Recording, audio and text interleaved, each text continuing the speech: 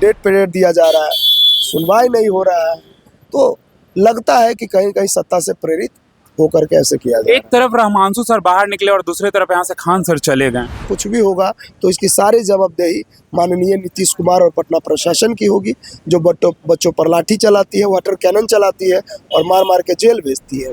बिल्कुल मैं वही कह रहा हूँ कि आज हमारी परीक्षा है री एग्जाम की, लेकिन आने वाले सितंबर अक्टूबर में सरकार की परीक्षा होगी और नीतीश कुमार को और एनडीए सरकार को, सम्राट चौधरी को कहना चाहते हैं कि ऐसा नॉर्मलाइजेशन लगाएंगे कि फिर दोबारा राजनीति करने का आप हिम्मत नहीं करोगे। सबसे बड़ी पार्टी बन करके बैठे हुए हैं इंडिया अभी बीजेपी, उनकी औकात हम लोग दिखा देंगे कि बिहार में आपकी औकात क्या है। बिहार के छात्र हैं, कहा है चिराग पासवान, मीडिया जीवी ना बने चिराग पासवान जी। नमस्ते, हमारा नाम दीपक है और आपने देखना शुरू कर दिया एकदम कड़क। अभी हम गर्दनी बाग धरना स्थल पर मौजूद है। हमारे साथ बीपीएससी के अभ्यर्थी जुड़े हुए हैं। आइए इनसे बातचीत करेंगे। इवन मेंस का रजिस्ट्रेशन डेट भी जारी हो चुका 21 फरवरी से, तो आइए इनसे बात करते हैं क्या इनको न्याय मिलने का कोई संभावना है या नहीं। लगता है न्याय मिलेगा आप लोगों को? बिल्कुल न्याय मिलेगा और न्याय मिलेगा और हम सच के रास्ते पे हैं, इसीलिए हम गर्दनी बाग में बैठे हैं। मेंस की डेट अनाउंसमेंट होने से कोई बच्चा डरने वाला नहीं है और मैं तो आपके चैनल के माध्यम से भी कहना चाहता हूँ भाइयों को डरने की आवश्यकता नहीं है। क्यों?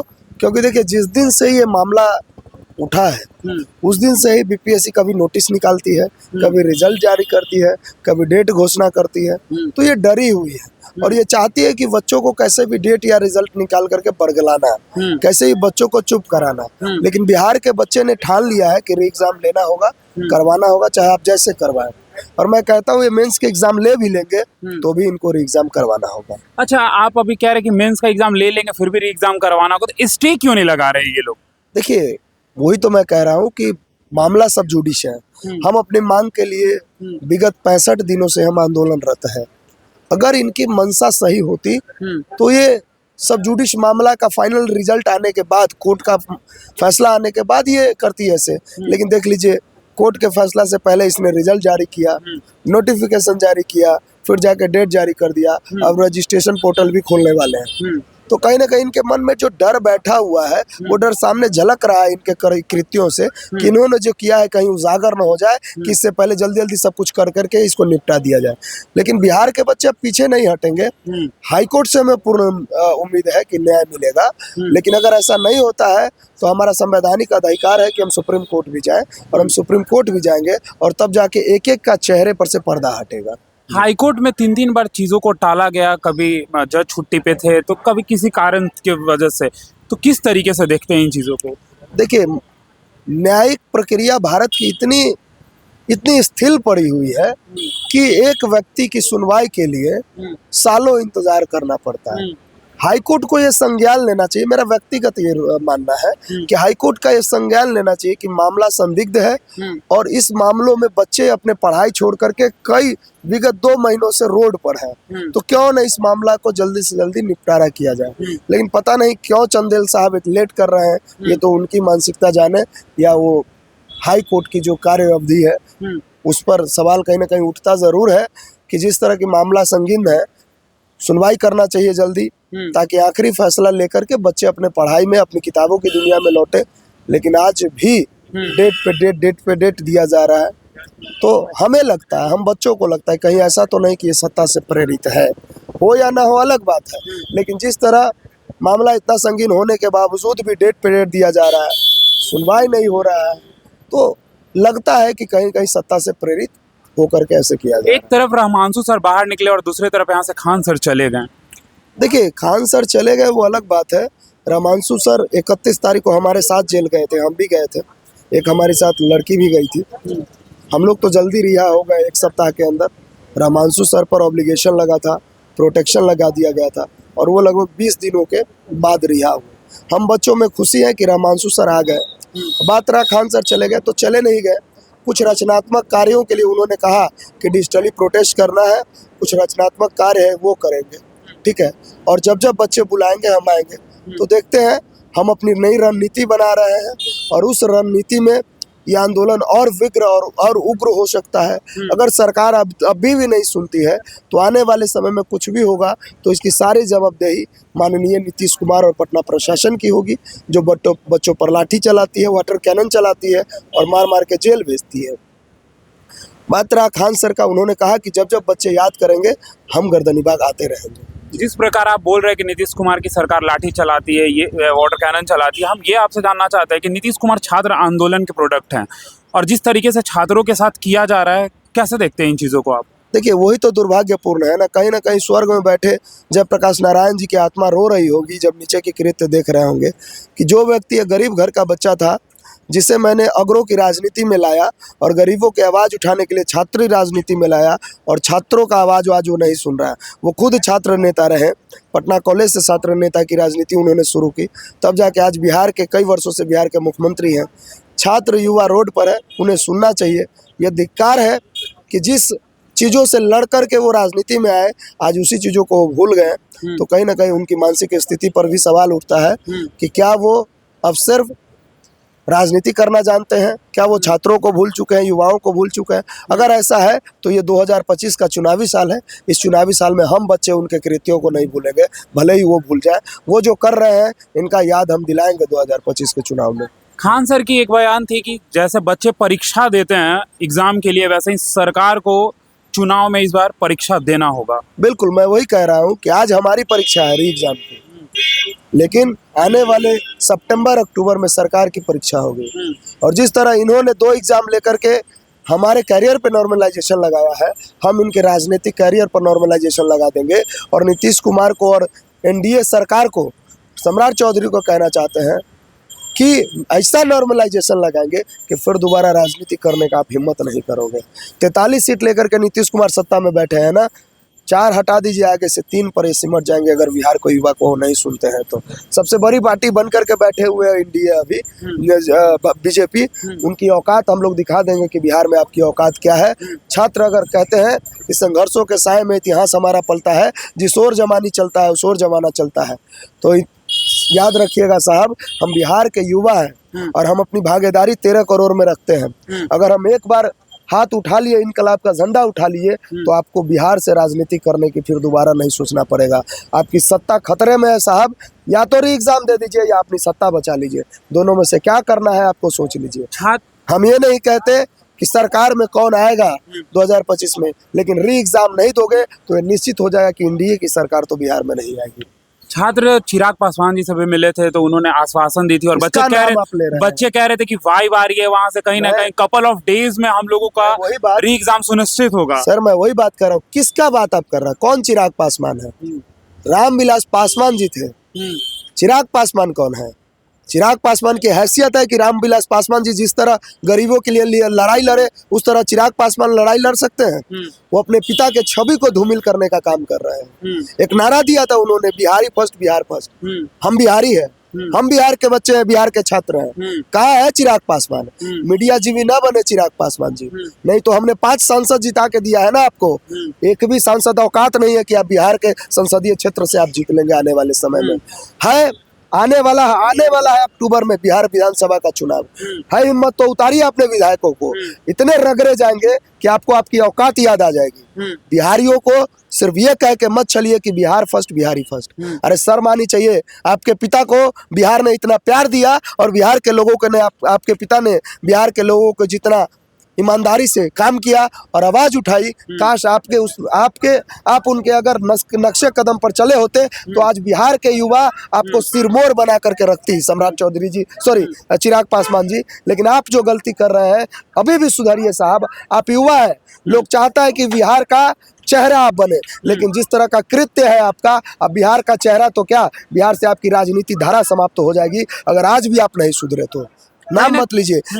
कपल ऑफ डे उन्होंने कहा था, आज 65 दिन हो रहा है, कहा गया वो couple of day? Shambhavi Choudhary आपकी सांसद है, वो कहती है री एग्जाम नहीं होना चाहिए, जो कहीं ना कहीं विवादास्पद है।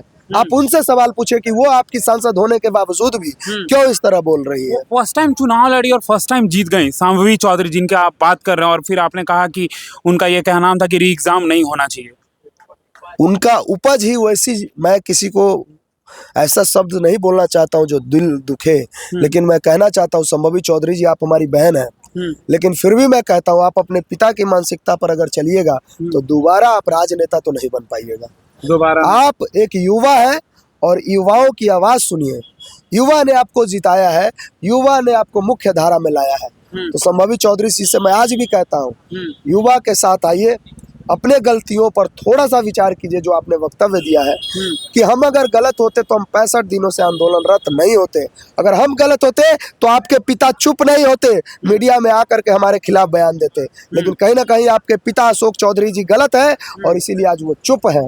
आपको लड़ना है। इसमें आप ये मत देखिए कि आपके पिता जदयू में है और आप जो है एलजेपी में है, तो आप एक दूसरे के खिलाफ नहीं बोल सकते हैं। आप चूंकि आपके पिता चाहते हैं री एग्जाम ना हो, तो आप भी कहेंगे री एग्जाम ना हो। आप युवा है, आप अपने मनोचित व्यवहार, अपने बुद्धि विवेक के अनुसार सोचिए कि बच्चे क्यों री एग्जाम मांग रहे हैं, तब बयान दीजिए। कहीं ना कहीं मैं तो ये कह रहा हूँ ना कि बिहार के युवाओं को हमने संसद में भेजा, संसद में जाके संभवी चौधरी जी को सवाल पूछना चाहिए कि बिहार का युवा रोड पर है, इसका जवाब कौन देगा। उसके इतर वो पूछ रही है कि री एग्जाम क्यों होना चाहिए। वो तो बजट 2025 को गिनवा रही थी कि बिहार को क्या क्या मिला है। बिहार को क्या मिला है उससे क्या मतलब है, युवाओं को क्या मिला है पूछिए। माननीय नरेंद्र मोदी जी कहते हैं कि भारत एक युवा राष्ट्र है और उसी भारत का एक राज्य है बिहार। बिहार को छोड़िए साहब, बिहार के युवाओं को क्या मिला? लाठी, डंडा, वाटर कैनन, माँ बहन की गालियां और जेल, यही बिहार के युवाओं को मिला है। और मैं आपके चैनल के माध्यम से बिहार के युवाओं को कहना चाहता हूँ, ये 5 चीजों से बचना चाहते हैं, लाठी, डंडा, वाटर कैनन, गोली बारूद, माँ की गाली, बहन की गाली और जेल से, तो आपको अपने हक अधिकार के लिए रोड पर आना होगा और दिखाना होगा ये तानाशाहों को कि ये भारत लोकतंत्र है और लोकतंत्र की जननी बिहार है। कि बिहार में वो क्रांति फिर से हो जिस क्रांति को करके केंद्र में बैठी आयरन लेडी को जयप्रकाश नारायण ने उखाड़ के फेंक दिया था। तो ये सत्ता में बैठे निकम्मों की क्या औकात कि बिहार के युवाओं पर प्रश्न चिन्ह लगाए। कुछ शिक्षकों के द्वारा ये आरोप लगाया जा रहा था कि कहीं ना कहीं बीपीएससी री एग्जाम राजनीति की भेंट चढ़ जाएगी। बिल्कुल नहीं। ये जो आंदोलन है, ये जो सत्याग्रह है, वो पूर्णतः विशुद्ध छात्र आंदोलन है, छात्रों का आंदोलन है। राजनीतिक पार्टियां हमें समर्थन दे रही है, उनका स्वागत है, लेकिन कभी भी जो पहले हुआ मैं उससे डिफर करता हूं, लेकिन वर्तमान में ये पूरी तरह छात्रों का आंदोलन है। शिक्षक हमारे सहयोग में आ रहे हैं, इसमें कोई राजनीतिक पार्टियां नहीं इन्वॉल्व है। जिस तरीके से स्टार्टिंग डेज में पप्पू यादव, प्रशांत किशोर, तेजस्वी यादव, हर तरीके के नेताओं ने सपोर्ट किया बच्चों को, अभी किनका सपोर्ट मिल रहा है आप लोगों को? सभी का। आज भी प्रेस कॉन्फ्रेंस हुआ था तेजस्वी यादव जी का, तो मैंने सुना वो कहते हैं कि हम बच्चों के समर्थन में शुरू से और आज भी। तो समर्थन तो कहीं ना कहीं सभी चीजों को मिल रहा है, सभी शिक्षकों का मिल रहा है, सभी नेताओं राजनेताओं का मिल रहा है। लेकिन सवाल ये है ना कि बच्चे आज भी रोड पे हैं। आपने कहा जैसा कि आप कुछ समय पहले जेल से निकले हैं, डर नहीं लगता है कि जेल में जाओ फिर उसके बाद घर परिवार का को क्या जवाब देंगे कि हाँ जेल में है, इतने दिन से रोड पे बैठे हुए हैं, सरकार सुन नहीं रही है? आपने जितना सवाल आपने जितना सवाल इससे पहले पूछा क्या उसमें कहीं भी आपको दिखा कि मैं डरा हुआ? नहीं, बेबाकी साहब। मेरा कहना सिर्फ इतना है साहब, हम कोई गलत के लिए लड़ाई नहीं लड़ रहे हैं, गलत के लिए दम नहीं भर रहे हैं, हम अपने हक और अधिकार की आवाज उठा रहे हैं। तो डरना किस लिए? सत्ता से प्रेरित लोग हम पे लाठियां चला रहे हैं, हमें जेल भेज रहे हैं, हमें माँ बहन की गालियां दे रहे हैं, हाजत में मार रहे हैं, लेकिन हम क्यों डरे? हम उस संविधान को पढ़ के आए जिस संविधान कहता है with the people of India, कि इंडिया सिर्फ इंडिया नहीं है, भारत के लोग इंडिया है। तो हम उसी लोग में से एक लोग हैं, उसी का हम एक पुत्र हैं, हम भारत माँ के पुत्र हैं। हम डरने वाले क्यों हैं? कहीं ना कहीं भगत सिंह और चंद्रशेखर आजाद भी थे, उनके साथ तो हमसे और बर्बरतापूर्ण तरीके से किया गया था, लेकिन अंग्रेजों के खिलाफ उन्होंने पूरे ईमानदारी से लड़ा और भारत को आजाद कर। लास्ट क्वेश्चन लेंगे। लगभग 3 से 4 बार बच्चों पर लाठीचार्ज की गई है, इवन लड़कियों पे पुरुष पुलिस वाले ने हमला किया या मारा या हाथ चलाया, जो भी। तो ये कहाँ तक सही है? मतलब एक पुलिस जो मेल पुलिस है वो फीमेल को पीट रहा है, ये कहीं ना कहीं कैसे देखते हैं? ये पूर्णतः गलत है और ये दर्शाता है कि जो पुलिस वाले महिलाओं को मारते हैं, हमारी बहनों पर हाथ उठाते हैं, ये दर्शाता है कि वो मानसिक रूप से अस्वस्थ है। वैसे पुलिस वालों को जांच परख कर करके उसे तुरंत सेवा से बर्खास्त करना चाहिए। आज वो मेरी बहनों पर हाथ उठाया है, कल हो सकता है कि समाज के किसी भी व्यक्तियों पर हाथ उठा दे।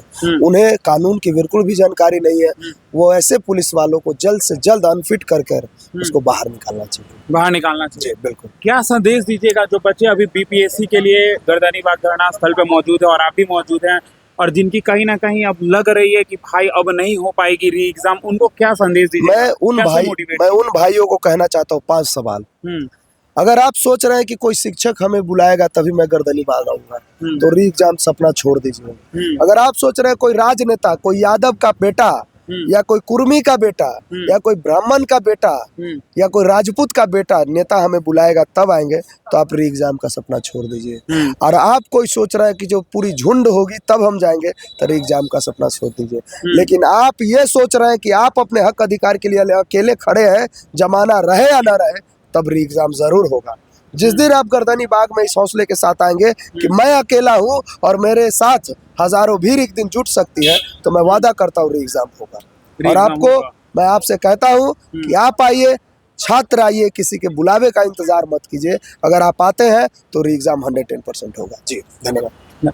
आप देख रहे थे अभी हम शिक्षा स्थल गर्दनीबाग यहाँ पे जो धरना प्रदर्शन दिया जा रहा था बच्चों को कि बीपीएससी री एग्ज़ाम को लेकर, उसी के बारे में एक अभ्यर्थी जुड़े हुए थे जो हम लोग से बातचीत कर रहे थे। कहीं ना कहीं नेताओं को लेकर भी उन्होंने बहुत कुछ कहा कि जो हमें मौखिक रूप से आश्वासन दे रहे हैं, कहीं ना कहीं जब तक लिखित रूप में नहीं दिया जाएगा, कहीं ना कहीं ये लोग यहाँ बैठे रहेंगे। और जिस तरीके से बीपीएससी मेंस का रजिस्ट्रेशन डेट जारी हो गया है, तो कहीं ना कहीं इन लोग अभी भी उसी तरीके से लगे हुए हैं जिस तरीके से शुरू से लगे हुए हैं। और इनका सवाल यही है कि री एग्ज़ाम होना चाहिए। और जैसा कि 2025 में अभी विधानसभा का चुनाव है, तो इन लोगों ने कहा कि अगर जिस तरीके से हम लोगों का री एग्ज़ाम नहीं कराया जाएगा तो हम लोग भी सरकार की परीक्षा लेने के लिए तैयार है। तो ऐसे खबरों के लिए हमारे साथ बने रहे। आप देख रहे थे एकदम कड़क। धन्यवाद।